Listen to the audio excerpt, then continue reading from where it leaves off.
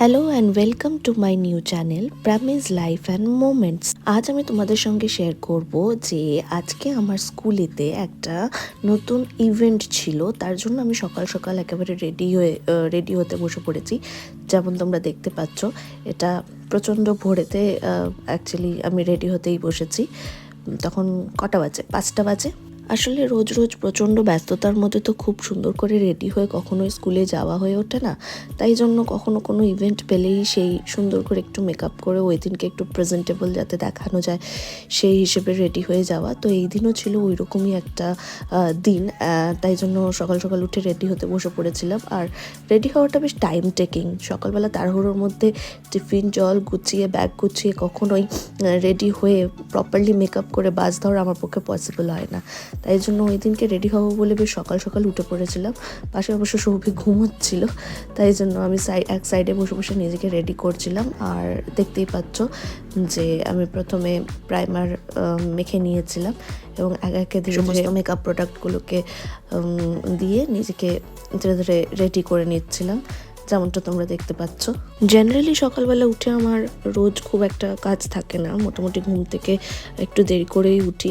আর উঠে নিজেকে রেডি করা, ব্রাশ করা, স্নান করা এবং তারপরে সৌভিক আর আমার জন্য মোটামুটি হালকা পাতলা চা ব্রেকফাস্ট করে নিজেকে রেডি করে কোনো মতে স্কুল বাসটা ধরাটাই মেইন মোটিভ থাকে। কিন্তু এই দিনকে বেশ সময় নিয়ে হাতে করে সাজতে বসেছিলাম, তাই জন্য বেশ ভালো করে মুখের মধ্যে ফাউন্ডেশন লেপে নিয়ে সেটাকে আবার অনেকক্ষণ ধরে বেশ ব্লেন্ডও করছিলাম। আর পাশ থেকে সৌভিক আমাকে দেখছিল আর বলছিল যে সকাল সকাল উঠে আপনি যে কী সং সাজতে বসেছি। আসলে ওকে কখনোই বোঝাতে পারি না যে মেকআপ আর সং সাজা দুটোর মধ্যে ডিফারেন্সটা কোথায়। যাই হোক, ছেলেরা তো বলবেই, তাই বলে কি আমি সাজবো না?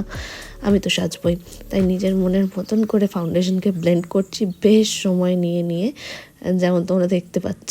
আচ্ছা, আগেই বলে রাখি, এটা কিন্তু কোনো মেকআপ টিউটোরিয়াল ভিডিও নয়, কারণ আমি খুব ভালো করে মেকআপ করতে পারি না। আমার ফেসবুকে থাকা সমস্ত মেকআপ আর্টিস্টদের থেকে একটু আধটু টুকলি করে যতটুকু শিখেছি এবং নিজেকে যেভাবে দেখতে আমি পছন্দ করি সেইটুকু মেকআপ আমি নিজে করে নিতে পারি বলে করে নিই। কিন্তু আমার অনেক ভুল ভ্রান্তি অনেক কিছুই আছে, তাই আমি বলবো সেটুকু মার্জনা করবে। তবে নিজে নিজে মেকআপ করে আমি বেশ ভালোই অ্যাপ্রিসিয়েশন পেয়েছি। আর আমি আগে একদমই সাজতে পছন্দ করতাম না, কিন্তু পরে যখন নিজেকে মেনটেন করতে শুরু করি এবং স্কিনকে সুন্দর করে স্কিন কেয়ার করতে শুরু করি, তখন আমি দেখলাম যে এটা খুব ভালো একটা পদ্ধতি। নিজের মনকে ভালো রাখা যায়, নিজেকে ভালো রাখা যায়। তাই জন্য আমি সবসময় সাজেস্ট করি সবাইকে যে নিজেকে মেনটেন করা ভীষণ দরকার। সেটা মেকআপ দিয়েই হোক, সেটা ভালো খাবার খেয়েই হোক, বা স্কিন কেয়ার করেই হোক। নিজের সমস্ত ইচ্ছেগুলোকে প্রায়োরিটি দেওয়া বা সেটাকে পূরণ করা একটা আলাদাই মন ভালো করা জিনিস। তোমাদের সাথে গল্প করতে করতে আমি মেকআপের আমার সবচেয়ে ফেভারিট জায়গায় চলে এসেছি, যেটা হচ্ছে ব্লাশ। জানো তো, আমার ব্লাশ লাগাতে ভীষণ ভীষণ ভালো লাগে। আমি পারলে পুরো ব্লাশের কৌটোটাই উল্টে দিই আমার গালের মধ্যে, যেমনটা তোমরা দেখতে পাচ্ছ। কিন্তু তবে আমি ভীষণ ন্যাচারাল মেকআপ করতে পছন্দ করি, কোনোটাই ভীষণ লাউড যেন না লাগে সেরকম ধরনের মেকআপই আমি করি। তবে হ্যাঁ, আমি খুব কালারফুল মানুষ, আমি ভীষণ কালারও ইউজ করতে পছন্দ করি। মোটামুটি যারা আমায় পার্সোনালি চেনে তারা জানে আমি কতটা ফান লাভিং একজন মানুষ আর কতটা কালারফুল একজন মানুষ। তার খানিকটা ঝলক তোমরা আমার আইলাইনারেই আজকে দেখতে পাচ্ছ। জেনারেলি আমি স্কুলেতে খুব বেশি সেজে গুজে বা এ ধরনের আইলাইনার পরে যাওয়া প্রেফার করি না, তো ওই যে বললাম আজ একটা বিশেষ ইভেন্ট রয়েছে, তাই জন্য নিজেকে একটু অন্যভাবেই সাজানোর চেষ্টা করছিলাম। আর আজকে আমি লাগিয়ে নিচ্ছিলাম একটা গ্লিটারি আইলাইনার। যাই হোক, তোমরা এটা আমাকে জানিও যে আমাকে এটা স্যুট করছে কি করছে না। আমার মনে হয় খুব একটা খারাপও লাগছে না। যদি খারাপ লাগে তাহলে জানিও, নেক্সট টাইম থেকে আমি এটার ইউজ করবো না। And do ignore my facial expression. জানি না কেন মেকআপ করতে গেলে সবসময় মুখের এক্সপ্রেশনগুলো এরকমভাবে বদলে যায় এবং অদ্ভুত অদ্ভুত ফেস আমি তৈরি করি। তোমাদের সাথেও কি এটা হয় আমি জানি না সেটা, কিন্তু আমি ভীষণ এরকম অদ্ভুত অদ্ভুত এক্সপ্রেশন আমার এসে যায়। আর পরে যখন আমি সেই ভিডিওগুলো দেখি নিজেরই হাসি পায়। আর এবার আমি আবার সেই অদ্ভুত এক্সপ্রেশনের সঙ্গে লাগিয়ে নিচ্ছি মাস্কারা, কারণ আমার আইল্যাশ প্রায় নেই বললেই চলে। তাও সেইটাকে মাস্কারা দিয়ে যতটুকু বড় দেখানো যায় সেই চেষ্টাতেই আমি রয়েছি, সেই অদ্ভুত এক্সপ্রেশনের সাথে। তোমরা একটু সহ্য করে নাও।